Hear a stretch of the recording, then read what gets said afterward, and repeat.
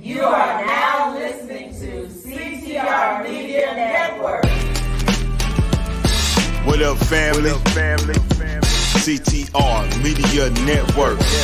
Yeah.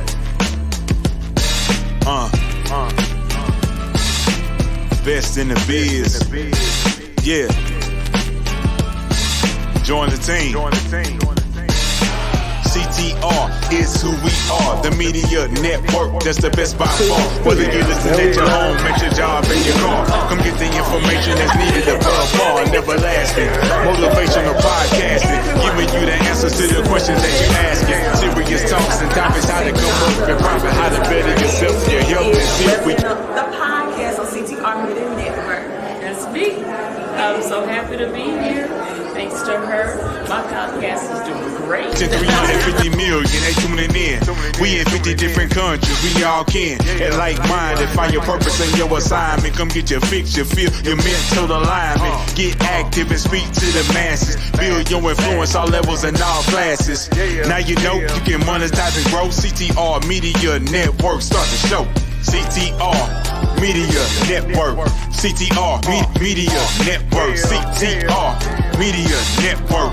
CTR Media Network. CTR is who we are. The media network, that's the best by far, you know. CTR Media Network. CTR Media Network.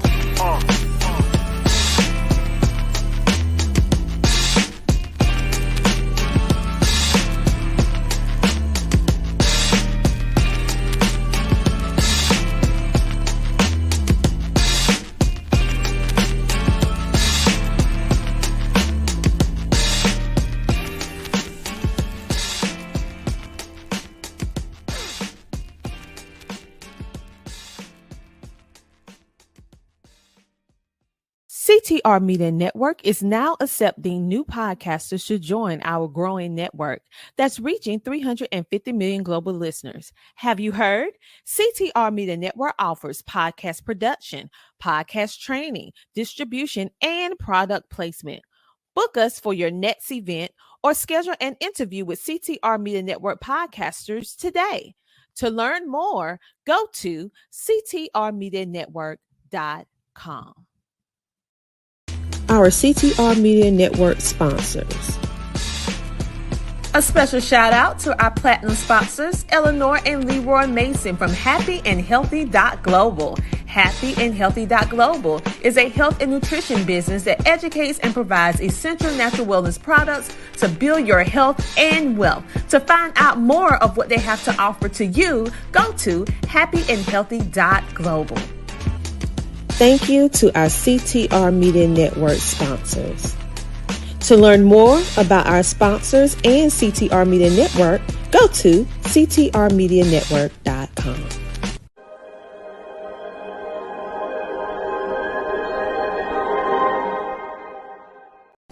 A special shout out to our silver sponsor, Business Course Academy. At Business Course Academy, they provide business education digital courses for its participants with the tools and knowledge needed to compete globally and build generational wealth. Everyone needs a map to reach their business goals today, and they have an exceptional business course creators and coaches on their team with over 30 years of experience ready to help you because they have worked with multi-million-dollar agencies as well as startups. So if you're looking for your next business course, go to businesscourseacademy.com. Thank you. Discover new workout classes in your community through the Let's Workout app. With the app, you can easily find classes in your area and sign up for them. The app sends alerts about new classes within a 10-mile radius of your location, so you never miss out on an opportunity to get fit. Let's Workout is also a great platform for trying out new types of classes or finding a new favorite instructor. You can filter classes by type to find the perfect fit for you. Plus, the app handles all the payment details, so you can focus on getting the most out of your instructor in class. Download Let's Workout today and take the first step towards a more active and healthier lifestyle.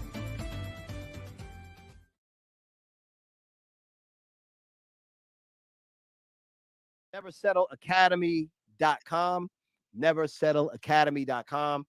We got the program and everything in place. We really help walk you through getting those deals and making it happen. We're turning up a few things with the program too, where we actually make your materials for you now. Like we make your video reel, we make your media kit.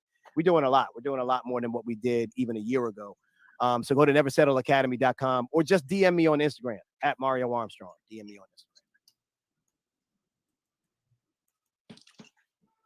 But what I don't want people doing is I don't want them taking out loans before they check with me. I don't want you dipping into the credit card before you check with me. I don't want you asking for family and friends for money, and then you have to run and hide when you got to try to pay them back and you ain't got it yet. And now they're getting antsy. Now nobody believes in the dream. Like, just hold off on all that. Let's try to get the money from another source that doesn't have to be paid back. That's the beauty of the sponsorship deals. Like, if you actually can get one, it can help to fund the idea. And then all you have to do is execute on what it is you said you were going to do for that brand. You just got to execute, but you can keep your costs really low in order to do that. So you can get a higher profit margin when you keep your costs low. I have a question for you. Man. So what do you? Go ahead, Joe. You're a really good speaker, Mario. I was wondering, what kind of training did you have? Did you have like this from trial and error, from constantly doing podcasts, or did you actually like read some books, or were you on a debate team, or? None of it, bro. None of it. It was studying other people that seem to really have it together. So Oprah, Arsenio. I'm just trying to think of some people that I've watched over the years. Even more recently, even watching Kevin Hart interview people. I like watching Kevin. I like watching the dude. I forget the dude's name on Hot Ones. I forget that dude's name. Yeah. But just watching certain people and then asking, bro, like every opportunity that I got into, like when I got into the TV business and I asked, could I do it for free? And they say, yeah. Then I would ask them, like, you know, do you stare? Do I stare at you or do I look at the camera? You know, and they were like, no. Just we're having a conversation. Only talk to the camera when you actually need to say something direct to the audience that you feel is really personal or needs to be intimate. Other than that, keep it as a conversation. Oh, okay, check. When I was starting to do stuff in radio, I would pick up on little things that I would read. I'd read that dude would put his stomach up against, like, he would put his stomach up against the back of his chair. So you have his chair, right? But he put his diaphragm like up under there, and then he would talk on the mic, and that would give him like more resonance in his speaking. So it was a deeper, more full sound. I was like, what? So I was just picking up on all these little things and just watching people, man. And then I would just watch YouTube clips, and then it was just doing it and just putting the action in. And then I would listen to myself. I would. And for public speaking, what I would do for a while is I watched myself on mute. So a lot of people will watch themselves to study themselves, but I would watch myself on mute because I wanted to see what was my body language communicating. And if I'm smiling when I'm saying something that probably shouldn't have a smile, or if my hands are too busy, then I'm distracting the message. Or maybe I should have stood still at that point and delivered that moment instead of walking back and forth across the stage. So I like to study myself, and I like to study others, and then I just do, bro. Like I think the best way is just by getting on the field. Like I ain't trying to sit in the classroom too long to learn how to catch a pass. I'm trying to get on the field and just get my head knocked off while I learn how to catch a pass. Oh, I won't run that way next time. I'm a juke and go left. You know what I'm saying? Like, yeah.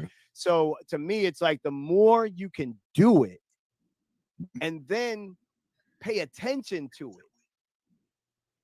Like, y'all get me excited. I like to talk, as you can see, and it's been hard for me, even in this scenario, to take pauses to like let y'all like actually have a moment. And that's something that I'm still kind of working on.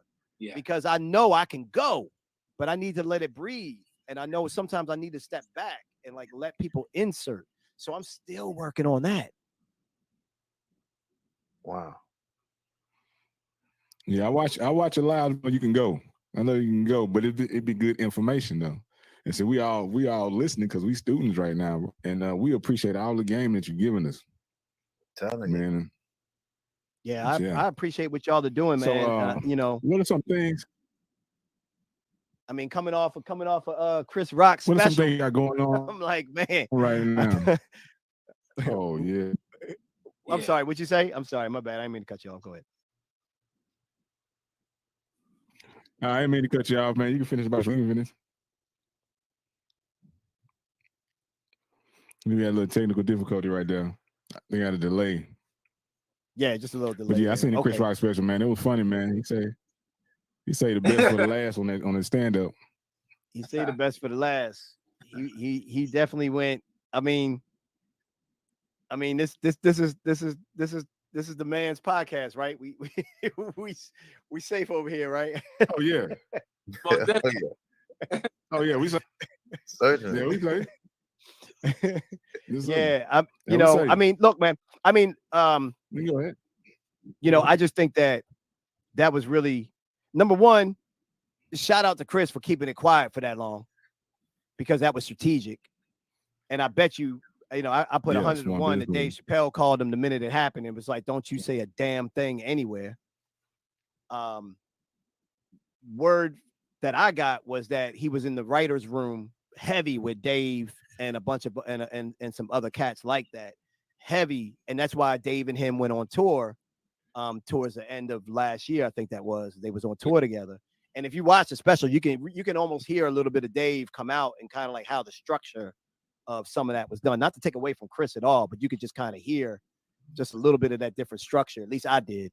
And then I'm looking at Netflix, and I'm like, oh, y'all are doing the bag right now. Like the story is going to be him talking about Will and Jada and the slap and all that. And I get that. And he bodied it. And people can say what they want to say, but from an artistic perspective, he bodied it. And I could see the rage that he still had. I ain't sitting here judging whether or not he should have done it, shouldn't have done it, whether Will should have hit him, not hit him, whether he did it because of Jada. I ain't even getting into any of that because everybody got their camps on that. All I'm saying is his art form came through and he bodied that. But what's really crazy is Netflix ain't playing. Netflix about to get into this live event production.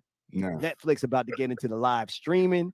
And the fact that they did that on the back of Chris being a black comedian, whether you can say he got white audiences or whatever you want to say about Chris, whatever. What it shows me is that Netflix is about to go toe-to-toe in these streaming wars because Amazon got Thursday Night Football, YouTube got somebody else. Like Netflix already said we can't do the sports. We don't want to get in that business. So I'm like, oh, y'all gonna do live comedy shows. Y'all gonna start trying to bring up other live events. So it was just kind of wild. And then the fact that he did it in my hometown of Baltimore, I was like, damn, that's kind of cold. Because Jada from Baltimore. So I was like, but yeah, I was peeping that Netflix game. I was really checking like how they did the pre-show and then they did the post-show. Yeah. Afterwards, I was like, man, it's a whole thing they testing right now. They testing this right now. Beta test. That's definitely. Yeah. Yeah. When I saw it say it was live, I said, oh man, you trying something new. Go ahead. Yeah. I want Mario for those, you said, you hit rock bottom, you and your wife, but you had your wife with you as a support system. What would you say for those who don't have a support system? They're all by themselves. Because I remember when I hit rock bottom, I got pushed out of policing for actually standing up for truth, and fighting against some things that I did see. And by the way, man, I've done everything you can imagine in policing. Got all the awards, the accolades to go with it. Damn. But when I spoke out against what I saw was wrong, it got so unsafe that I had to leave. Right. And I'm glad I did. Right. So, and then, the finances, I had to, everything it was a struggle for a long time. And I didn't have no one to turn to, but God, of course. So what would be your advice for those who don't have someone that they can turn to for support when they hit rock bottom? Bro, first off, I did not know that about your background. That says a lot, bro. Like, Yeah. now I also understand why you're also fighting the battle that you're fighting, and who you're fighting Absolutely. for and why. Like, it Absolutely. all, like, if I had a chance to dig into that story, I would understand even deeper why, Oh, right? absolutely. Like, the stuff you've seen, the stuff you've been through, and the stuff you know gets done. It's like you've been behind the Wizard of Oz. You understand exactly what's going on, to a level that was detrimental to your health Absolutely. and your well-being. And I commend you for understanding and trying to figure out a way around it, and also taking that self-preservation kicked in. But at the same time, it's still a tough decision because you got no livelihood now. Yeah. And so I think when it comes down to support, man, whew, I mean, you really said it best. It's faith. I really don't have an answer for how someone gets out of their lowest low without some form of faith. And I think the hard pill that I may suggest to people, and I'm being careful of how I say it because I don't want people to take it wrong. I'm saying this with love and empathy. Yeah. But sometimes, I don't even know if it's sometimes, if I'm being really real to what I'm feeling right now, I feel like all the time, whenever we go through something, even if it's bad, we were supposed to learn something from that. And I think that's the hard pill to swallow, because it's kind of like, so you mean I was supposed to go through that suffering? Like, I don't how does that rationally make sense? And it's like, I can't tell you until you end up using something from that moment in some new event that happens in your life. And unless you have that awareness that that's where that came from, you may not even recognize that that's what the lesson was that you learned. But if we are seeking to understand how, when that happened to you, the questions had to be crazy that were going through your mind. Oh, absolutely. And then I ask you now, and I don't know if you've completely recovered from that or not. So if this doesn't feel comfortable, don't answer it. But if I asked you now, did you learn a lesson from that? And if so, what was the lesson? Oh, I learned a lot of lessons. The main lesson is that, man, when you know I mean, I grew up in the project, so I know tough times. You know, my father wasn't there. My father died when I was a baby, and I know the struggles of life, and I know my skin color and my demeanor, how I carried myself. As soon as I entered the academy, I dominated, couldn't be touched. Got out of the academy, I dominated in all areas, and I did it the right way. But that's the key. And man, I'm gonna tell you something. I fought and put in jail some of the most dangerous criminals in Houston, and I had more worry not about being killed or harmed in a way by criminals, but by those who wore the same badge. So it was a constant battle between the two. Right. But I'm gonna tell you something, Mario. But when that time came, when I had to sit before the chief and all the command staff, and all that transpired with that, and I'm gonna tell you, man. I just couldn't believe at all the sacrifice they know I made and everything. Officer of the year, everything, man. Everything I've done, Mario. No one, and it's gonna have to be. They're not talking about it, but Mario, the things I've done, no police officer has ever done in the history of policing. And they know that, and they still, because I spoke the truth about injustice, they pushed me out. And the only thing I learned from that is Jesus had to face and be persecuted, ridiculed, isolated, abandoned, and forsaken. He said to me, "What makes you different?" That's what the Lord told me. And he just kept me, man, through all that. that's the best. I don't before I get too emotional, but nah, brother, I appreciate you sharing, man. Yeah, I appreciate you sharing. I see Multifarious Studio says deep. I appreciate you sharing because that level of vulnerability is important for us to understand. And I'm going to say this. I don't even know you. I just met you today. And what I got from that energy, your story, and I have no right to kind of claim what I think is a learning experience for you, but I'm going to say what I think actually may be a learning experience. Part of me wonders, I even feel more than a wonder, like I would bet on this, but part of me feels like you had to go to those heights. You had to be that decorated and you had to be that clean for you to realize you can't make the impact inside of that system that you can outside of that system. Yeah, but when your whole demeanor and everything was structured, I'm going to change it from within, and you did everything right to change it from within, and you did everything to get these accolades, to do what you did, to do things that haven't never been done before, and you do it within, and to still get treated like that tells me like, oh, that means his real impact is about to happen, because he could only do, but so he did as far as he could do within. So all those people that you gave a second chance to, all those people that you gave a little bit of a lighter sentence to, all those people that you gave a pep talk to that we never got a chance to see you give a pep talk, all those people that you saw that you picked up off the street and helped try to get them straightened out, all that stuff we never saw.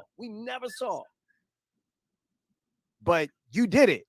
We didn't see it, but I can tell you this, that impact then was felt for that moment, and you were supposed to impact those people the way you did at that time, but then you hit your max. You peaked. You peaked, bro. You hit your max. It ain't a bad thing. It's a good thing. And I know that's, I know it's gotta be tough for me to say that to you. But I see it as like, oh my gosh, bro, what is he about to actually achieve now? Because now you don't have those same limits.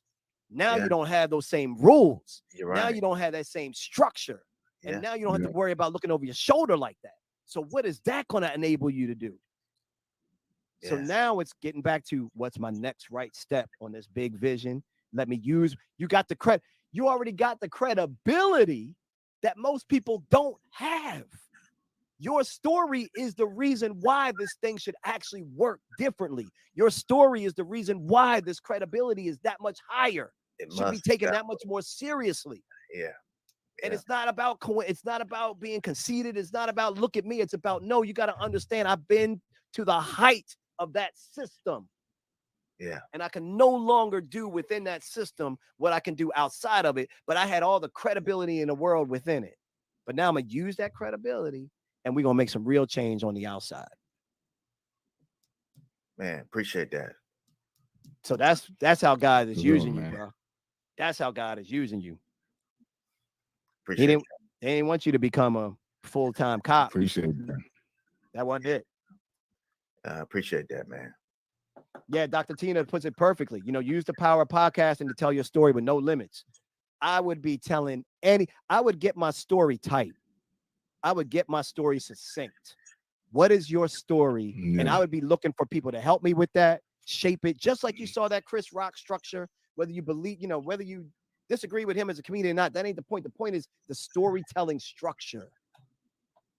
And so if I were you, I'd be really working on how in less than 3 minutes can I tell my story? How in less than 2 minutes can I tell the moments of my story that you can feel the gravity of it, the credibility of it, my emotion in it, and my solution for it?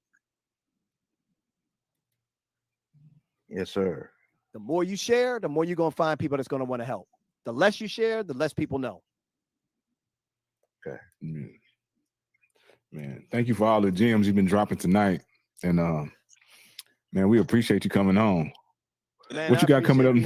Man, I felt like I just jumped into the barbershop or something, man. I felt like we was just, except I ain't got no fly fade. I ain't looking like JB. JB look like he probably the only one that got a fresh fade, man.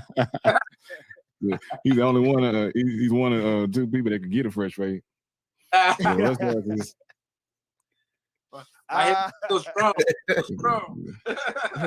Yeah. Yeah, well, I appreciate being on with y'all, man. So whatever I can do to help promote it and put it out there, just let me know.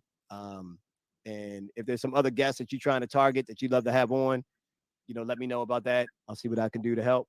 But don't make it the last time. And you know how to how to reach me. You got all the contact info. Yes, sir. Yes, sir. Hey, what you got coming up? What's next for Mario Armstrong? Never Settle? What's going on? Oh man, I'm cooking two things. I'm cooking up a new show. I'm really excited about this. I just gotta man, it's been a rough one. Like normally I can get a show idea and get it on paper and get it moving quick. For some reason, this one is like taking longer in the kitchen. I'm like, okay, I get it, but like I need to start getting some samples out there for people to taste. But this will be a new show. It's going to be kind of fast paced. It's going to be like ESPN meets entrepreneurship. So it's going to be like commentary and opinions from people that are experts in branding, marketing, e-commerce, and entrepreneurship. But we're going to be talking about like the hot headlines that a lot of people aren't talking about, like the stuff that y'all talk about amongst yourselves, but like nobody's talking about it inside of like a broadcast production about entrepreneurs. Gotcha. So that's one. And then the second one is I'm working on a new show that's going to be a little longer to get done unless some things happen. So it may be 2024. I was really hoping for 2023. And that one's an entertainment show. So that's more of a talk show, live studio audience, but it's going to be me sitting down with people in film, music, and basically the arts, but mostly film and music. But it's going to be a different discussion. It's going to be a discussion based around really how to break into these positions. And it's not just going to be like actors and singers. It's going to be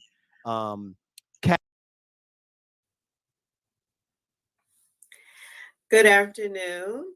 This is Tracy Howe Crombie, your host with Beauty for Ashes with Tracy. Beauty for Ashes is a self-care, mental health awareness, wellness podcast that encourages, enlightens, and empowers listeners on how to create wellness, overcome negative thinking, and to develop a healthier mindset with the strategies that we try to share with you. How are you doing this afternoon? I'm sure everyone is well. I'm hopeful that you're well. It is 2023 now, and this episode, I could not help but try to put something together on how we recover from losses. How do we recover from losses? I, by design, was given a charge to talk about a loss that has happened in my life. I had not really planned to share it, but God had commissioned me to use this pain and use it for the purpose of sharing what happened to me, to bring awareness to a situation. My son, in case some of you did not know, and some of you do because you've been following my journey, my son Noah in 2021 died by suicide. And it was such a loss. It was such a loss to my family, to the community, to our friends. And what I wanted to do was create all these things that God had put in me to transfer for his glory into the world, to be positive and to make these impacts, to let people know that you are not alone and that you can make it and that you don't have to stay stuck. And sometimes that is easier said than done, but I'm just here as a vessel and a tool that he is using to just share of his glory and to show how you can overcome things. And you don't have to be burdened. We're here as a community to be a help to one another. So with this episode, Recovering from Losses, we just experienced a loss that happened right here in my city, and in our states next to us. We just had a storm that was very severe that brought about tornadoes and all these different chaotic things that happen to communities. We have wars going on in Russia and Ukraine. We have so much. We have people committing murders and just killings and senseless shootings, and it's so many things that affect all of us. But if something is happening to you personally, this is just for you to just try to determine how you can recover from these losses. So just know that life is marked by losses. Some are life changing, such as, our children leaving home, going to college, us relocating to different places. All these things affect us. The effects of natural disasters, of wars, the death of our loved ones, or divorces. Some things are subtle, like changing jobs, moving on, or from a broken relationship. Whether you encounter family, personal, or community disasters, there is always a potential for change, growth, and new insight. That's what I do want you to know. There is always a potential for change, for growth, and new insight.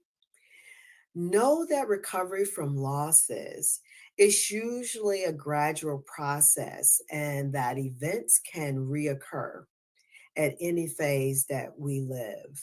So just know, as is said in the word of God, trials will come. So just know that these things can occur at any time and they may not always be avoidable. However, during the recovery, we must be able to create and live a meaningful life and continuously contribute to our community and family. This is what we need to know that it is in us to do. We just have to come up with the ways that we can do that. Because with or without our mental health issues in the situation, recovery is truly about you and your transformation. It becomes personal. You literally have to make recovery personal. Everybody can want something for you, but if you don't necessarily want it for yourself, it won't happen. I thought about how many people told me if that had have happened to me, with what happened to my son, they would be like, I don't think I could have made it, or I don't think I could keep going. But there are principles to recovery, and they are all self-directed. They're self-centered, empowering, and realistic in expectation.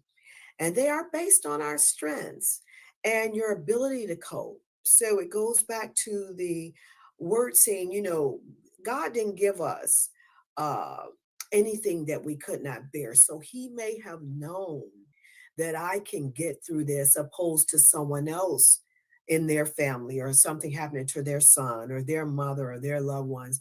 He must have known how much I could bear because I'm able to talk to you today and encourage you to keep going. So we have to continue to know that our journeys are personal. And when we're talking about recovery, it has to be bought through our strengths, bought out through our strengths and our ability to cope with situation. It also involves the support of our peers, our families, and those around us. So just know that, and recovery requires you to make use of your beliefs, believe it or not, and your individual strengths along with your beliefs. So if you believe that you can do all things through Christ, or just believe that you can do anything you put your mind to, you can. So that is a personal belief, and that is a strength that you have to turn inward, outward. And you are also being placed in a position of needing to come back from a setback. So all these things, whether it be anything I mentioned in the beginning of this conversation, losses of any kind, you are being placed in a position of needing to come back from that setback. So your personal beliefs and are the things that will empower you to keep going. I believe that things would get better. I believe that there could be joy inside my tears. I believe that weeping would only endure for a night and that the joy would come in the morning. I believed all those things, so I had to make that my reality.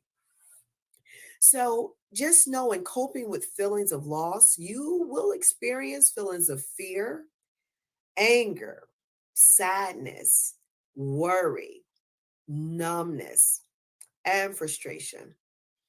I was numb at what happened because it was just a disbelief. Because as we all think that so many people have so much to live for and you have everything, and how could that happen? Why would they do that? We could ask the same questions over and over and over and just transfer the question to why would someone go and shoot up a school, kill four people, and not even have any remorse? How could the mother kill their child, dismember someone? How could you just do anything? So just don't get stuck on the actual topic of it all. Just know that once you notice and accept how you feel about something, if it has happened to you, you must take care of your emotions. You're responsible for you and your emotional environment during critical times.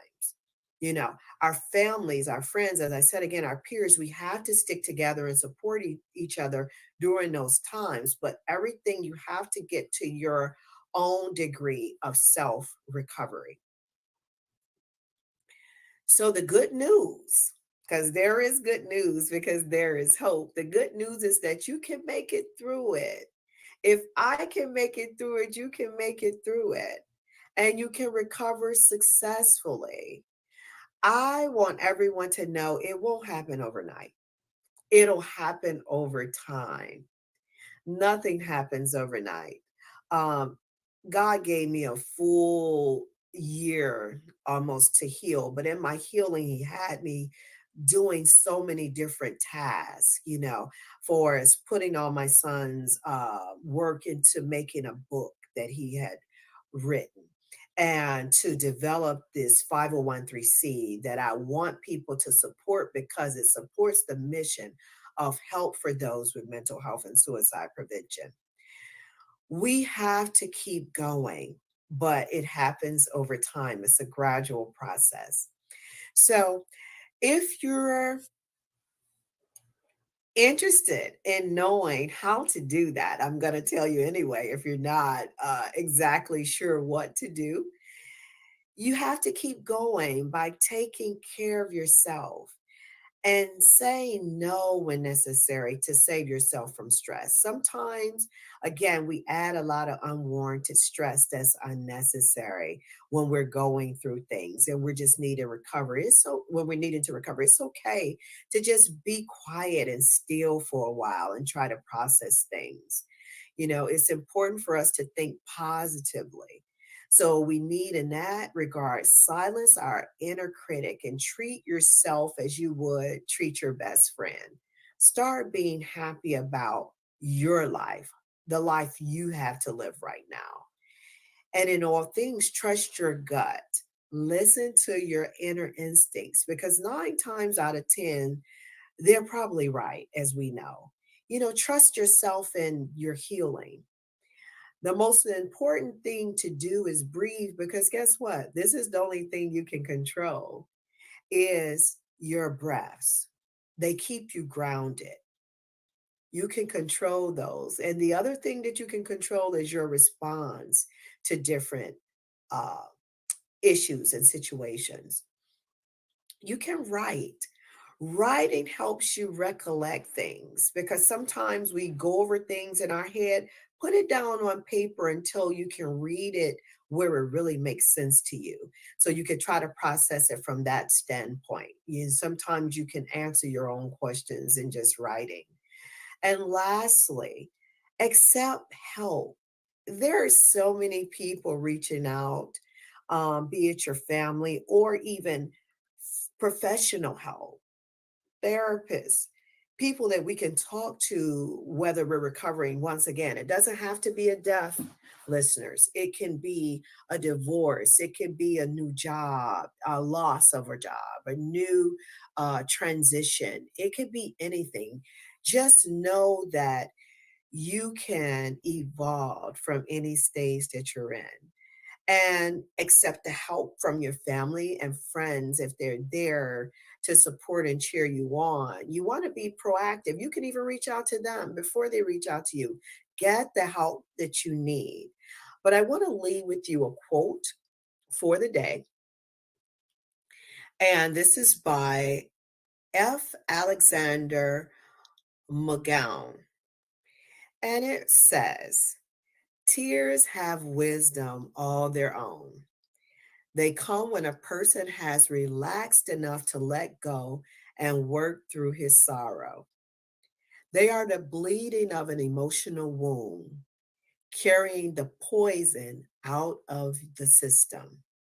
Here lies the road to recovery."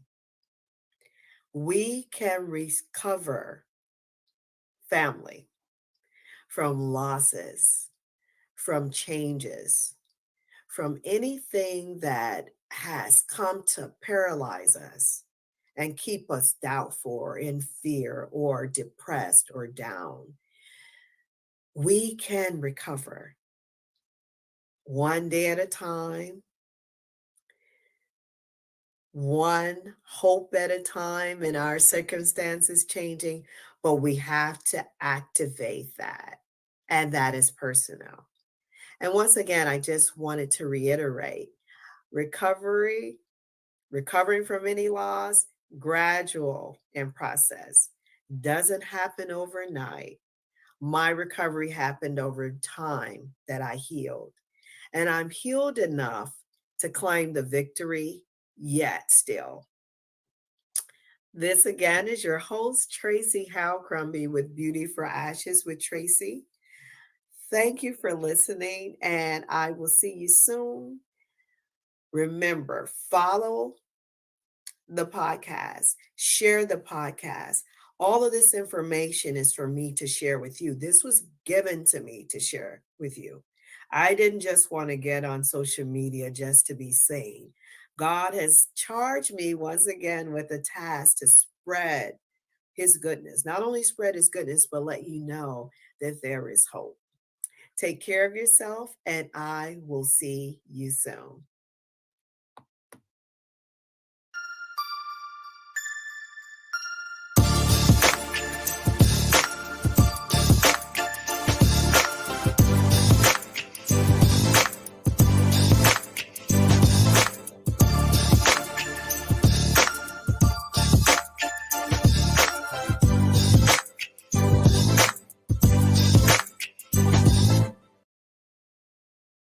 Everyone.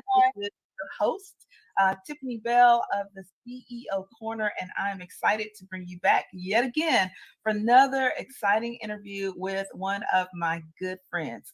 But before we get into the details of today's show, as always, I love to just kind of talk just a little bit about, the why we're here. So again, the CEO Corner, the whole goal of today's show and every show is to be able to showcase to you women that are doing fabulous things in our community, women that are doing their part to make a difference in the world, women who have their own success stories and are willing to bring their stories of success to you so that you can be empowered and bring success into your world as well. And so, as many of you are aware, we have an affirmation series, a series of affirmations books that we've been working on for a while.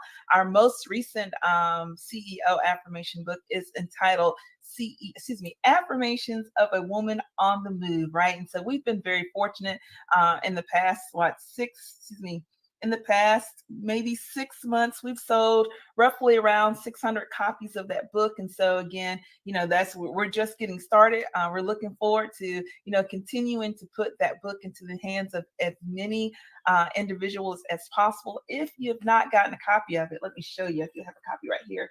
If you've not already picked up a copy of this one, this was Affirmations of a Woman on the Move. You can at uncommoncourage.cc/affirm women. Again, www.uncommoncourage/affirm women. Right. But for our new one, which we'll talk a bit about today, that one is called Affirmations of a CEO on the Move. But before we get into the details of that, let me go ahead and pull up today's guest. All right. So with that, I'm so excited to be able to introduce her. She's, again, one of my good personal friends. I absolutely love Miss Monica Benjamin. So Monica is the owner and CEO of Covenant Christian Bookstore. She is a Navy veteran. She was born here and raised, she was raised and born out of Buffalo, New York, but she's been here on the Mississippi Gulf Coast for the past 26 and a half years. Again, as I mentioned earlier, she's the founder and CEO of Covenant Christian Bookstore, of which it will be celebrating its 10th year of being open and flourishing here on the Mississippi Gulf Coast on the weekend of July the 4th. And so, again, we'll talk a little bit about her bookstore as we enter into the conversation. But for now, please welcome to the stage, again, my good friend, Monica Benjamin. Blessings. Hi, beautiful. How are you today? I am well. How are you doing? I am doing absolutely amazing. Absolutely. This morning I woke up with a fresh new video from my scrumptious twin grandson. So it just made my day to see those little guys. But to wake up and just say, Lord, I thank you. It's just been amazing. So my day has really been awesome. Thank you. Okay, very good. So just a little bit prior to us getting started, her husband popped in for a quick minute just to say hello to his beautiful sweetheart. And like she mentioned, she has these like scrumptious little grandkids. I'm telling you all, if y'all had an opportunity to see them, you just want to eat them up. And so every now and then I'm always tickled Monica because she'll send me a couple of photographs inside of Facebook Messenger. So just so I can take a peek and be able to kind of peek in on them. I'm telling y'all, they're so cute. They really deserve to be on the front of two cereal boxes, Monica. They are just absolutely gorgeous. So with that, all right, I want our audience to know a little bit about Monica Benjamin. Like when you're not in the bookstore, tell people, what does your life look like? We know you have a bookstore. We know you're married. You got a couple of really cute kids. But what is the woman Monica Benjamin? What does she look like? What makes you smile? What makes your heart beat? Well, you know what, Tiffany, that is an amazing thing to try to think about yourself, because when I think about Monica, I think about Forrest Gump, because he had like an amazing life. Every time he talked to somebody, it was just amazing. And then I said, well, I'm telling people all these amazing things, but do they believe it? But my normal day consists of waking up, absolutely getting into prayer, worship. And that just sets the day for everything. So I just recently resigned from my 9 to 5, and I'm excited about that. And I'm telling you, the Lord has just been faithful in that whole process, because so many things transpired for the good. So when I did let go of the job, it just been like, okay, now what? So I got to spend all day at the spa now. I mean, you just got it rough spending all day at the spa. Right. But I always look for opportunity to be a blessing to someone, because, the world is in such chaos right now and people are really hurting. But I try to always encourage them to let them know that you might be going through this, but if you trust and call on the name of the Most High, He would definitely give you the peace, the strength, the strategy to get through what you're going through. So I always try to be a help to our community. As you know, when you were with the Women's Research Center, I was there, but I wasn't able to be there because of work. But now I'm free. But I'm also on the board of the South Mississippi A's task force. So I do a lot of work with that as well. And then also I'm a part of the Gulf Coast Blessing. So we do a lot of prison ministry and work like that. So even though I'm not on the 9 to 5, I'm on the kingdom schedule of a 9 to 5. So I'm excited about that. And I'm a giver. You know, I had a young lady come in today and she was just picking up gifts for people. And I said, you know what? I'm a giver too, because it's always good to give. But when you give out of love, the results are amazing. But if you give out of wanting something in return, you could get your heart broke that way, because people don't always have the opportunity to give. And what I find most valuable to be able to give is love. Because he said, for God so loved the world, he gave his only begotten son. So if I set my heart every day to give love, I always have an amazing day. So that I will say, you know, Monica is definitely known for giving. I know that you've really been a blessing to my life. And she's really good about just, you know, sporadically giving, like, and you can tell it's not planned at all. Just whenever, you know, something's been placed on her heart, I just never know. She'll pop up in my inbox or pop up in my cell phone. Hey, Tiff, are you busy? And so, you know, again, I'm very grateful for our friendship over the years and the way that you've really, truly been a blessing to me and to many, many people, again, with the things that you're involved with here on the Mississippi Gulf Coast, as well as just being the aid and resource that you are to all the various churches and other organizations that are connected to your bookstore. So what I would love for you to be able to talk a little bit, Monica, is about the bookstore. But you mentioned strategy, that, you know, you wake up each day, you know, you're getting the strategy for the day. I would love for you to share just a little bit about, like, how did Covenant Christian Bookstore come to be, and the strategy that you feel as if the Lord gave you to not only to create it, but then to keep it and to maintain it. Because again, I know the one thing I know about Covenant Bookstore is that it is debt free and has always been debt free. And I think that that's just a wonderful testimony. So, you know, and it's a brick and mortar, people. So we're not talking about like a debt free virtual based platform. We're talking about a brick and mortar, a bookstore that you need to walk in. You can actually pick up the books, flip through them, you know, look at all the gifts and things that she has. And so again, you know, to be able to do that consistently for a decade now and not have any real debt tied to you, that is miraculous. So I'm sure there are a lot of people out there would love to know about the strategy that the Lord gave you in making that, you know, being able to do just that.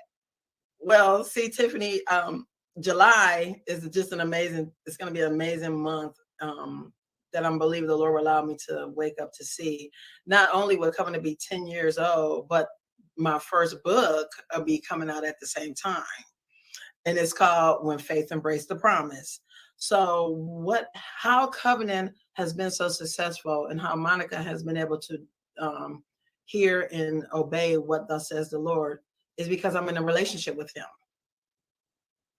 And being that my relationship with him is unrestricted, it's not like, okay, if you do this, Lord, I'm gonna do this. No, whatever he says, that's what I do.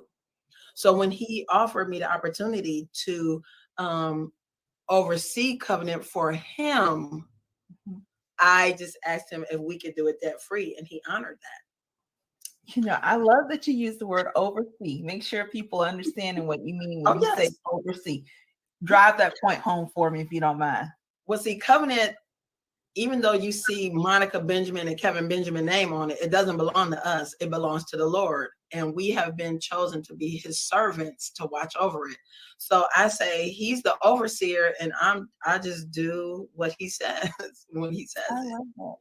I love that. If you think about it, you know, honestly, I think like his whole system is set up like that. You know, even though, you know, I love my kids and I consider my kids to be my kids, but I also recognize that, you know, they've been given to me for a length of time.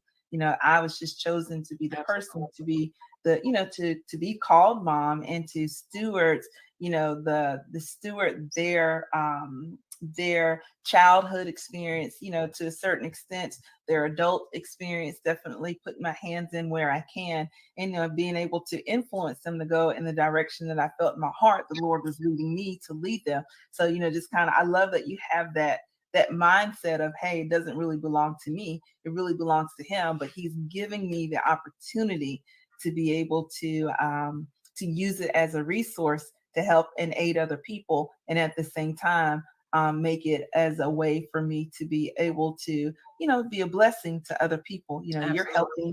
You're helping his kingdom to grow. And so I just think that that's fabulous. So I commend you on that. And when you think about being a mother or a parent, our children, my husband brought this out years ago when we were raising our children, and I would hear him having conversations with our son, and he would say, son, in your tool belt of life, I want to give you this. Now, you might not need it right now, but it's in your tool belt. And at the appropriate time, you're going to know which tool to pull out of your belt to get done what you need to do at that time. So as parents, well, that's what we do. We hear from the Lord. We trust him. We know him. So guess what? He only has our best interests at heart when it comes to our health, our success, our families, our wealth, our interaction with certain people and certain things. So, once you know who you are in him, it's easy. Well, I shouldn't use the word easy, because it may seem easy.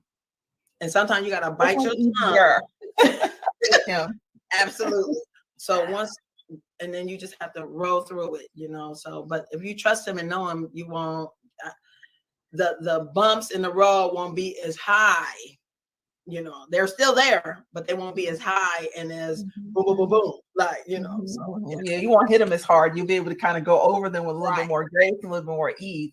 All right. Absolutely. So tell me, so when it comes to getting the strategy, right, so that you can do the thing that God has given you, has called you to, what advice would you give someone who's saying that they're like, hey, Monica, I totally get that, he's the one who owns it all. 2, I get to be a part of the plan. But 3, he's definitely one that's in control. But what if they're having a difficult time actually hearing? Like, I remember going through this myself. Like, and it wasn't that I wasn't hearing; it was more of me being able to understand the difference between his voice and my voice. Like, understanding the source of what I was hearing, and then even being able to develop a certain trust that what I was hearing, mind you, and that it was the right direction to go. So if you were going to kind of talk to someone about that vein, about that leg, what would you say to her? Well, what I would say is, me and Kevin been married 31 years. Well, May will be 31 years. So in order for me, thank you. In order for me to know Kevin, I have to spend time with him. I can hear a million people call my name at one time, but I'm definitely going to hone into where Kevin's voice is coming from, because I know that voice. And I might have to go through the muck and the miry and the stink and the filth and everything to get to Kevin. But I know that there is safety when I get to Kevin. So that's what happens when you are in a relationship and you know his voice and you got that, your heart is connected to him. It doesn't matter what you have to go through to get to him or to achieve what he has for you to achieve. Once you trust him, you just trust him. I mean, that's how it goes. I love it. All right, I love it. Okay, so you are, CEO of a bookstore, right? Yeah. Plus, you're coming out with your first book. Is this your first book? Okay. All right. So I'm sure some of our audience members would love to kind of hear just your story and, like, hey, why a bookstore? Of all the different resources out there that you could have, why a bookstore? And then if it's been 10 years, why now for your first book versus earlier? And then, just tell them a little bit about what the book itself is going to be about. Well, the book is all about Covenant Christian Bookstore. Okay. So if I tell you too much, you ain't going to have to buy the book. You have to purchase the book in order to hear all the yummy stuff and the hard stuff and the broad synopsis for and me. The heartbreaking stuff. So the wide synopsis is Covenant Christian Book. When Faith Embraced the Promise is the name of the book, and it just details the 10 years of the life and existence of Covenant Christian Bookstore. the pros, the cons, the ups, the downs, the successes, the things that I may have failed at, and the things to come to continue on this journey of having this amazing work, all based on faith. One thing I can tell you is that when I was driving on the highway and the Lord just started talking, he said, "Daughter," and I said, "Yes, Lord." And he said, "I created Covenant Christian Bookstore in heaven, and I look for a faithful servant to watch over it on earth, and I choose you." Now, mind you, I'm driving, so now I got to pull over because I'm just going through all these tears and just being so, I don't know how to explain how I felt, because when the Lord tell you that he trusts you, that's a big deal. I'm surprised I didn't have a heart attack at that time, because I know his voice, and it was like, wow. But I was overwhelmed, and then I was comforted, and then I just had all kind of emotions going on at that time. And so when I pulled over and I collected myself, and I said, well, Father, I got one request. And he said, "What is that, daughter?" And I said that we do it debt free. And that's how it all happened. And I only had $1,536 in the bank. So when I got home to tell Kevin about I'm going to open up a Christian bookstore debt free, he really just was like, okay. And so it's 2 years later. Yes. Well, I love that. So what advice would you give someone who is considering opening up a bookstore? What would what advice would you give her? Open up a bookstore or open up a business? Well, how about the combination of the two? Okay, me being chosen to open up a bookstore, I can see the Lord doing that for me because I'm a reader. And I'm a journalist. I write down everything. I don't ever want you to see my bedroom. Praise the Lord. Because my poor husband, I was like, when you find a piece of paper that I don't wrote on, do not throw that piece of paper away. Just put it on my dresser. Okay? Because I don't know. But I was hearing it at the time. So, but I was a reader, and I read a lot, and I still read a lot. And I have a bad habit of reading like 3 or 4 books at a time. And it's weird, but it works for me. So whatever that thing is that you enjoy doing, that whether it's sewing or cooking or interior designing or whatever that thing is that you love doing, that's what you have to ask the Lord to help you navigate to make it into something beautiful and successful. Like I said, as a reader, I was like, okay, Lord, well, you know what I like to read. So if I fill the bookstore up with all that, is the people gonna come? The books I like to read are spiritual warfare books, and guess what? I can't keep them on the shelf. I get them in, the people come for them. So you literally just have to. I'm gonna give you a perfect example of what happened. I was at this group meeting, and they was helping new business owners, new businesses with advice on how to open up a business. So when I said I was going to open up a bookstore, the man over the program, because you had to introduce yourself and tell them what you were there to do or what your business was, the man over the program literally told me, "Oh, that ain't going to work." So I'm sitting there like, wow, what if I didn't know the Lord, didn't know his voice, and I allowed this young man to say that? We wouldn't have had no Covenant Christian Bookstore. But I thought, and I said, well, when I get into a position to be able to tell somebody and to encourage somebody and hear what their dreams are, Lord, never let me speak like he spoke to me. Because he could have killed my dream if I didn't have faith. He could have killed my dream if I didn't know who I was in the Lord. He could have killed it. But for my sisters and my brothers out there with the dream you have, be careful. Don't let nobody kill your dreams, especially if the Lord gave it to you. Walk out in faith on it. Because what you got to do, it won't be for everybody. I think that's a really great segment into our last portion of today's today's session, which is your affirmation. Yes. Right. And so like it's a great tie-in, right? Okay. So Yes. then we have a new affirmation book that's coming out, and Monica is one of our contributors for that book. And it's called Affirmations of a CEO on the Move. And so again, if you are an individual out there that's considering opening a business, or perhaps you have a business already, right? But you know, we all know that wherever you land at in life, your mind honestly got there first, right? So, you know, the Lord imparted an idea in Monica's heart, inside of her mind, as far as the Covenant Christian Bookstore. You know, she went there, you know, that was her first intro. Her first introduction really was just, you know, it was in her mind, and then even from there, having to put together the plan so that she can land where she's at now, 10 years later, with a thriving brick and mortar Covenant Christian Bookstore that's making an impact on the Mississippi Gulf Coast, right? And so with that, Monica, I want you to talk a little bit, you know, about your affirmation. And I want you to address any woman out there that's considering opening up some type of business, or maybe even a woman that already has a small business. But again, she's been challenged with her ability to be able to do it and to do it well. How would you advise her? You know, what is it that she needs to say to herself so that she can continue with the plan that the Lord has given her in regard to her business? So I'll give you the floor, Miss Monica. Your affirmation should pop up here on the screen here any second now.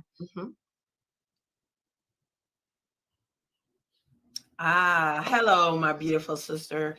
I just want you to know that I am armed for success. And the success that I am armed for is through my faith.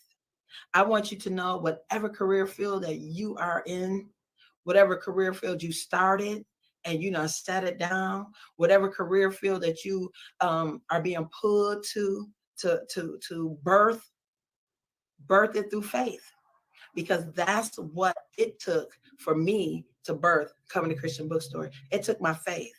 It took my relationship with the Heavenly Father. Knowing who he was and what he had for me made the journey of Covenant Christian Bookstore such a great success. To see the manifestation of his promises daily at Covenant Christian Bookstore is totally true. Another strategy, or another avenue that arms me for success, because when I say the Lord did it and you see it, all you can say is, yeah, the Lord did it. So, sister, I promise you that whatever it is that you have been doing or desiring to do, first you want to serve with gladness. You want to be humble. You want to remain humble. You don't want to be that person where you go to that business and people are like, well, they were rude, or well, they was very unprofessional, or they don't have any experience. Own it. Own what you love. I love reading. I love encouraging. I love empowering, and I do it every day. That's what arms me for success. The things that I love doing. When you see that your love for what you have been called to do, and it empowers you, and it motivates you, and it renews your daily strength of that thing that you want to do, then that's when you're going to see the results, the good results. You're going to see the where all you can say, it was the Lord. He told me to go here. He told me to get this. He told me to do that. And I did it. I might not know. When I started Covenant 10 years ago, it was really easy. It was different with the paperwork and everything as far as the state is concerned and getting registered and everything. But what I do know, I'm willing to share it. Because guess what? The world I look at it as a big pie. I don't have to have the whole pie. If I can get a slice or half a slice, or maybe even the crumbs, the same ingredients, like they say, that's in the pie is in the crumbs. So sometimes you might just have to scrape up the crumbs, make your own little piece, and feast off that. But do it with gladness, and know that the very thing that you have been called to do, that you're going to be successful, because guess what? You are armed for success. So all I can say is be encouraged, be empowered, reach out to me. You can find me on Facebook, Covenant Christian Bookstore on Facebook. The young people don't set me up with, hey girl. Hey, Hear me. I'm sorry. You didn't realize. I'm sorry. I didn't realize you couldn't hear me. You saying the young people, they've already set you up with what? They got like Instagram and all that social media stuff. I don't know what that is. Facebook.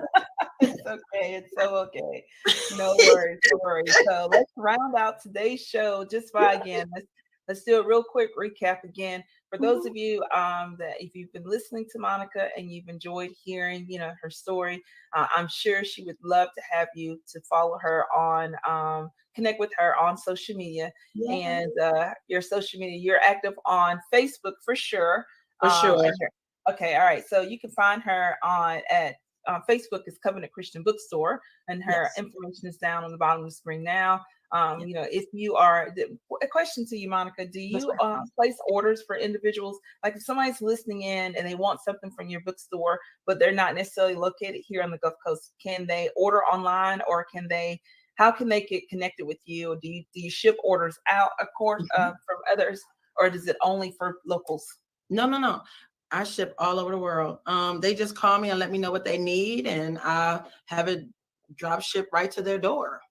All right. Even here on the coast, whether you don't have to necessarily be in Gulfport, we do delivery service. So we're just an all around kingdom operation, and wherever we need to get the word to, that's where it's going. Okay. Well, tell us, all right. So you said they can call you. What's your phone number for calling? 228-871-6152. Once again, 228-871-6152. Okay, very good. Go ahead. And we're closed on Saturdays, but our hours of operation are Monday through Thursday, 11 to 5, Friday, 11 to 6. And because I was getting so many phone calls from my personal phone of churches needing things for Sunday service, we're open on Sundays from 8 to 11. Okay, all right. So just a few hours in the morning. That's probably pretty wise. All right, very good, very good. So again, Monica, I thoroughly enjoyed having you here. For those of y'all that would be interested in getting the CEO Affirmation Journal, what I want to say for the time being, we're still working out some of the kinks in the background to make that book available, but you have the option of buying that book directly from Monica. And so what you can do is kind of reach out to her, through Facebook. Again, it's Covenant Christian Bookstore. Reach out to her. She'll have copies of the book available once we are ready to actually launch the physical copies. So again, you want to make sure you reach directly out to her to get a copy, and you'll connect with her on Facebook through Covenant Christian Bookstore. So with that, Monica, thank you so much for being a guest on today's show. As always, I thoroughly enjoy hang out with you. And so I will see you, I'm sure, sometime soon. And for the rest of you guys, be sure to tune in for our next broadcast. This is Tiffany Bell. We have enjoyed connecting with you, and I'll see you next time. Take care. Yes. Love you.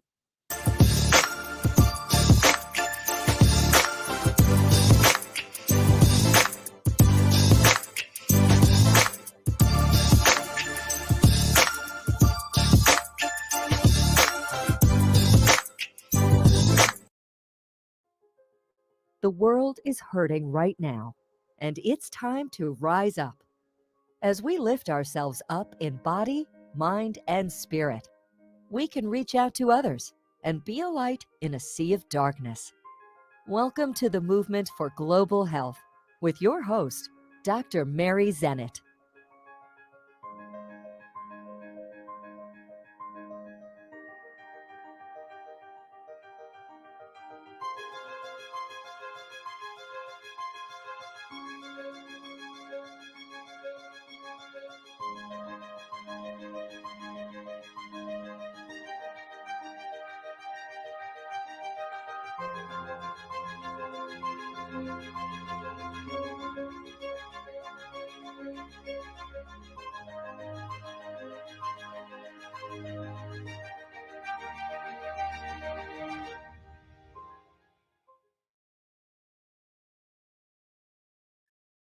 We are good. Dr. Dolores Fazzino has dedicated her life to bridging the world of spirituality and wellness.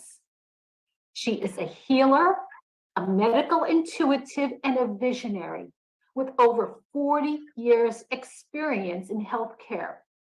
She earned a Doctor of Nursing practice in 2008 from Case Western University, one of the top nursing programs in the nation. Recognizing the many gaps in healthcare, Dr. Dolores Fazzino takes us beyond the mind-body paradigm and integrates spirituality in wellness. She is a highly talented and powerful coach and healer, and we are absolutely privileged to welcome her today. Well, thank you, Dr. Mary. I so appreciate that, and Happy New Year to you and to your audience. Yes. It's been a ride, hasn't it? We're fastened our seatbelts, and yep. But this is a perfect opportunity to really launch in the new year and be in alignment and stay grounded. But it sounds like this is a huge opportunity to spread our wings and in ways that I think we may have never thought possible. Very true. And my tagline is healing in ways you never thought possible, which is interesting. And I love my tagline because how many times do each of us individually think that we have it all figured out and we got these blinders on and we're going down this path and we're missing what is possible that's the blinders are hiding. There's many ways to accomplish things. It's not just a one straight path. There's many times people get sick, and that's a given. We're human beings and our physical bodies and we nourish it and stuff like that. It's a beautiful alchemy of the mind, body, spirit, and it all working together. It's not compartmentalized and everything's in a separate box. And being in Western medicine and Western medicine trained myself, and I believe you are as well, Dr. Mary, is that we've been taught that things are in boxes and they don't communicate with each other, but that's not true. They do. And is that what you mean when you say a glimpse of what to expect, healing that you never thought possible? Exactly. And, I'm going to just share a very brief story. I'll try to make it very brief, but, believe it or not, I was on a trajectory as a young person to become a concert clarinetist. And in the 11th hour, I changed my, my educational track. And it was because my father, who had been ill for a very long time, and this goes back during the 1960s and 70s, before we had a lot of the advanced technology that we have today and all the medications and stuff. He ended up getting a hospital-acquired infection with a back surgery back in the 60s and had every so often he would just get very violently ill. And what was happening was when his immune system got compromised, his body would react and form abscesses in his abdominal cavity. So this went on for about 4 different times. And each time this happened, he was in the hospital for at least 2 months on his deathbed. And so my mother was not happy with what Western medicine was providing for her. And this is back in the 1970s at this time. So this is way before what we have today and what is even accepted more so today than ever. And so what happened was she ended up doing some reading. And at the time, the Google of the day was the National Enquirer. Okay. That was like where you got all your information because we didn't have electronic and all the Google searches that we have today. But they were featuring an article about a minister from Cairo, Michigan, who had the gift of laying on of hands. And at that time, in about 1975, he had been doing this type of work for over 25 years with a high success rate. In fact, he assisted his brother in healing from leukemia. So that's why they were featuring him. And my mom was fascinated by this and said, this is what we need to do. We need to get this man to come to see, your father. So of course, my dad, being the skeptic that he was, he should have been from Missouri, because you needed to show me what was going on. He said to my mom, only if the surgeon agrees. So at that time, my mother and father were both in the hospital. My dad was, an inpatient. The surgeon that they were working with was sitting at the nurse's station. So my mom went out to the nurse's station, and the surgeon was there, and she announced to the surgeon, I'm thinking about having a spiritual healer come in to assist my husband with his condition. Would that be okay? Surgeon's writing, didn't miss a beat, looked up at her and said, sure, that's fine. Those were the words that my mom needed. So my mom went back into my dad's room and shared that news. Not 10 minutes go by, Dr. Mary. My mom goes back out to that nurse's station, same surgeon sitting there. She announced to the surgeon, my husband agreed to have the spiritual healer to come to make a visit. He dropped his pen and looked up and said, what are you talking about? I never agreed to that.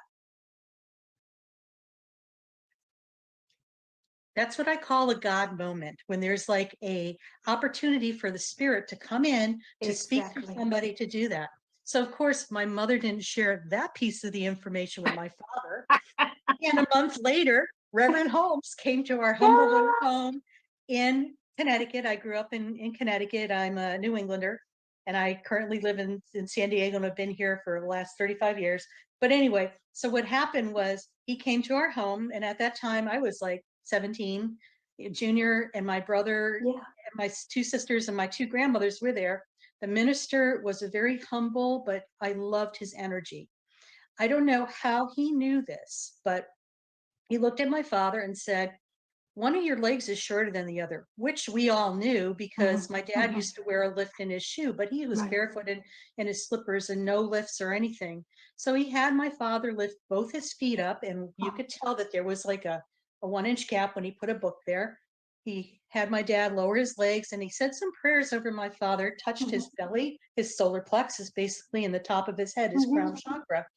And he said some prayers, and he had maybe 3 minutes passed. He said, now put both your legs up. And in that moment, both his legs were the same length.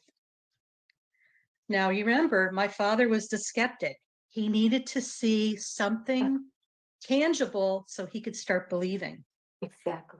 And so he started bawling like a baby. And that's one of the 5 times that I probably saw him break down emotionally ever in my life.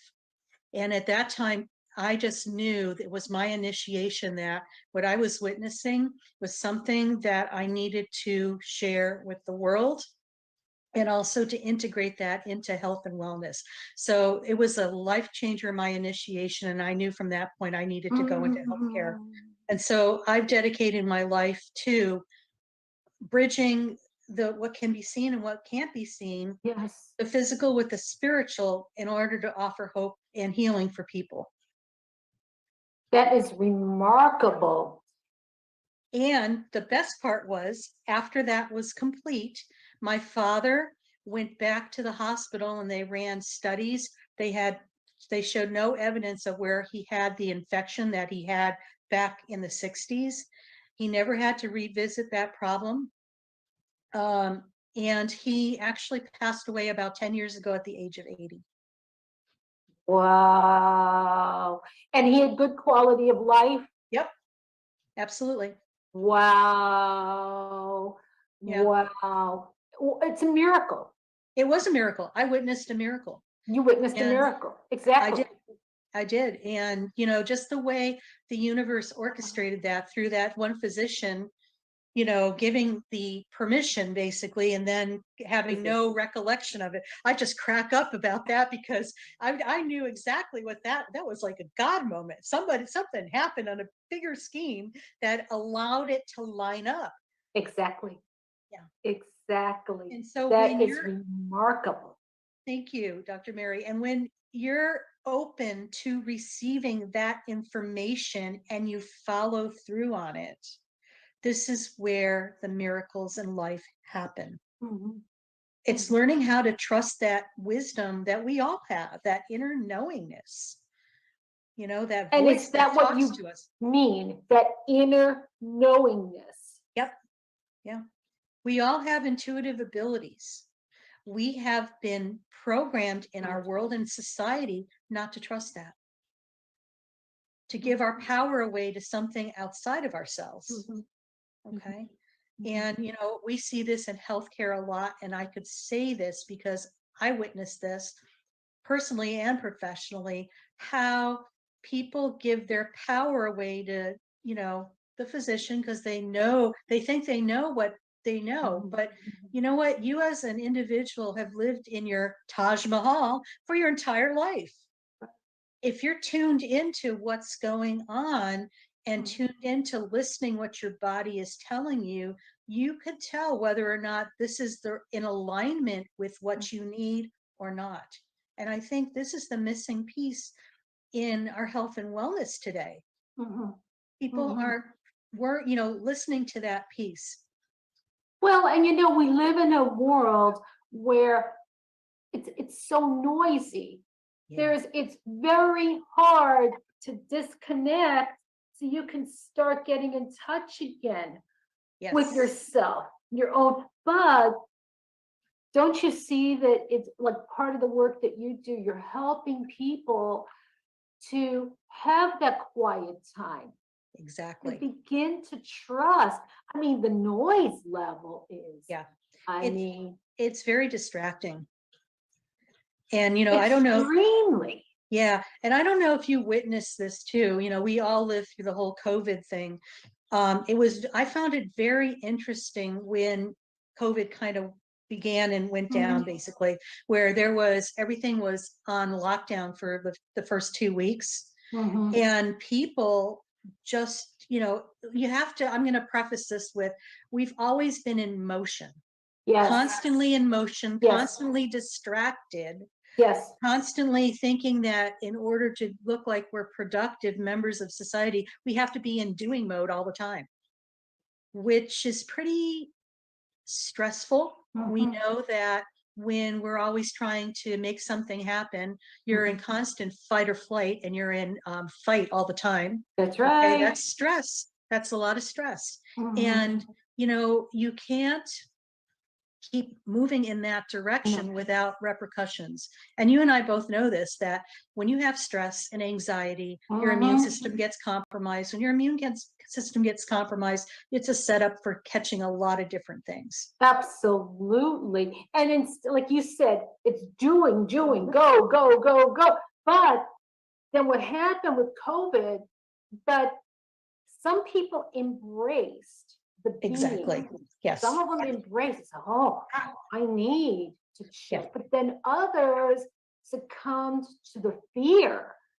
And so it's like going from one extreme to the other, and none of which is good for your immune system. Absolutely. And, you know, to add to that too, it was interesting. My observation was this, is that some people just couldn't be by themselves. Right. They needed to be distracted. So to me, that was really telling, because it's like, you know, it's about having a relationship with ourselves. And I always tell this to my clients, is that, you know, the longest relationship you're ever going to have in your life, believe it or not, is the one with yourself. That's right. And it's just like, and how's that going? It's just like, how are you treating it? Are you treating it like your best friend, or are you beating the hell out of it, trying to, you know, keep up with everybody and everything that's on the outside? Or are you coming within and loving and nurturing and being your own advocate? It's extreme self-care, but it's a necessity. It's the foundational piece that's going to allow people to thrive and move beyond surviving. It really is. It really is. And I don't think so, you know, we got out of that COVID phase, but there's still a tremendous amount of residual. There's a lot of fear. Scarring. Oh, yes. There's a lot of fear still. Yeah. So the people you're working with, you're doing all you can to empower them. Absolutely. To embrace themselves. Absolutely. And the thing is that there's no bypass. Okay. There's no magic pill to take. You have to be brave and courageous and take a step into it and claim your power. Exactly. It's your sovereign right as a human being. And the thing is, so many of us have just given away to, you know, things outside of ourselves. And it's kind of interesting now to look at, you know, I'm still in the healthcare industry. I assist in surgery as an assistant surgeon, but I also have my coaching practice and stuff like that because I like to keep a foot into that world just to observe and to assist in any way that I can with people and empowering them to take their power back. And I've seen a lot of people, you talk about the great resignation. A lot of people have decided to take their power back and just decided that enough is enough. I can't be going in this direction anymore. It's no longer aligned with who I am. I'm not being respected, valued, or appreciated for what I bring to the table. So they're out of there. And I don't blame them. I say, bravo, good for you. Exactly. Yeah. Exactly. And that is true, validating yourself. Absolutely. And you know what? We're all born with a mission and a purpose and things, gifts that we have, and no two of us have the same gifts. Absolutely. And that's what makes it so delicious and wonderful, because what's going to work for one person may not work for somebody else. That's why it's great to have all these choices. And it's about us individually learning how to tap into what we're leaning into and interested in, because that's a hint that maybe that's where we need to go. So it's teaching people how to embrace that intuition, that intuitive part of themselves, to make the right choices for them, not for everybody else, but for them individually. And is that part of what you mean by trusting your inner wisdom? Absolutely, Dr. Mary. Absolutely. Yeah. Because we have been told, oh, that's just airy fairy and it's not, realistic. It's not evidence-based. It's evidence-based for me. And I've been in a world where they really practice, Western medicine, everything is perfect the way it is. Everything has its good things and its not so good things. And the thing is that when people, it's just information. It's like, it's about you aligning with what feels right for you. Exactly. It's about feeling too. We've also, have learned how to intellectualize our emotions, keep them way up in our head and think about it instead of actually being in your physical body and experiencing them. I want to talk more about that, because you talk about embracing all your emotions. Yes. And now I want to share so that people, because I know some people say, well, I can easily get derailed by my emotions. So how do I embrace all of our emotions? I'm just going to elaborate on just emotions before I really get into the meat and potatoes of this, Dr. Mary, because I think this is important. Emotions have been given a bad rap in our society. We have been told from an early age, don't feel. I know I grew up in a household where my mom's MO was ignore it, it'll go away. And it never went away because energetically it never was experienced. Exactly. So it's still lingering. So I think a lot of times when people have PTSD, this is what's happened. It's like the fear or whatever has been locked away in a time and a place. Wow. Now, fast forwarding to now is that sometimes we get triggered and things come up, and sometimes it's not the pleasant things you want to be experiencing. I encourage people in your audience to experiment with this. Okay. So that emotion is part of who you are and an experience. Instead of trying to stuff it away, put it in a box and put it on a shelf and save it for later or ignore it or whatever, I embrace you to take it out of the box and just embrace it and love it like your favorite pet, your favorite child, your favorite grandchild, your favorite thing. Just love it up because it's a part of you that wants to come back to home to be reintegrated with you. It's very shamanic in its aspect, okay? Because it's calling back parts of yourself so it could be reintegrated within yourself. So number one, you become more complete and whole within yourself, and you're more present in your body. So you're saying don't put a lid on it, don't put the covers on it, and don't pretend. Don't pretend everything's fine when it's not. Exactly. When it's not. People, when people, for me, I could tell looking at somebody what's going on. That's just one of my gifts as a medical intuitive. And it's just like, it's all feel. For me as a medical intuitive, I'm very fluent in reading energy. So it's like you're able to feel and sense what's going on and give them insight as to, have you ever considered this? And, I've noticed this, what's going on, and all of a sudden the tears come, because it's like, it's been it's been identified. I wouldn't say labeled, identified. Right. And now they could do something with it because it's like, it's an unconscious thing that's driving a person to do things. And what's beautiful of what's happening in this moment of time is that the unconscious is becoming conscious. Okay. A lot of light is being shown onto our planet. So we're seeing all the stuff that's been covert and hidden, individually, but also globally, as what's happening in governments and, the things that have been going on for eons. The big beacon of light is shining in. So once the light is shining in, it can't hide anymore. The good thing is now we have a choice and we could do something about it, clean it up and move forward. Yes. It's profound. It's a profound moment in history. It really is. And we're all here witnessing it and experiencing it. Yeah, and you know what? We're supposed to be here. Absolutely. Because I hear people say, this is because it is challenging. We're evolving. So of course, every aspect of our life, there's like an old part and a new part. There's a lot of, how would you say, stepping outside our comfort zones. Oh, without a doubt, Dr. Mary, it's really about, it's like you're on the fringes of your comfort zone.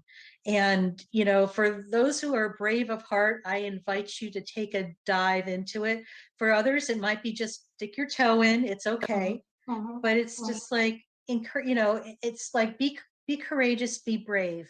We chose to be here at this time. And the thing is that, people are like, oh no, well, yes, it was a choice, believe it or not. Before we incarnated, we made that choice to be here.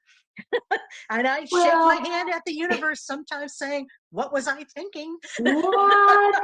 But then you know what? I hear some other courageous souls saying, I wouldn't miss a moment. And believe me, the circumstances are not easy. The life is not easy, but they say, I would not miss a moment. And I'm growing into that because, I think many of us who are on this path right now have had some very challenging years in our early years that we've had to overcome things and move forward. And what's beautiful about it is that once you get to the other side of it and you look back and you could see how everything lined itself up to get to where you're at. And, many of us are now teaching people, helping people maneuver through things that we all went through because we didn't have any reference point. We had to experience it and live it. Now we could teach it. So I know, Mary, you're probably aligned with this, is that I don't expect people to do things or that I haven't personally done myself. You know what I'm saying? Because I know, I've been there, I know, I feel it, and I experience it. And now it's time for me to light the pathway for you, to encourage you to walk. Exactly. And you know what, Dr. Dolores, everybody's circumstances are different, but we're united. Like you say, we had our early upbringings. We needed tremendous obstacles. And now these past few years, it's really been extremely challenging. But what we're doing and what I'm hearing you say is be less focused on the externals and put the spotlight on the internal. Absolutely. Yeah. Your own inner self, you're knowing what you're here for. Where are you at this moment in your life? And what should you be doing that would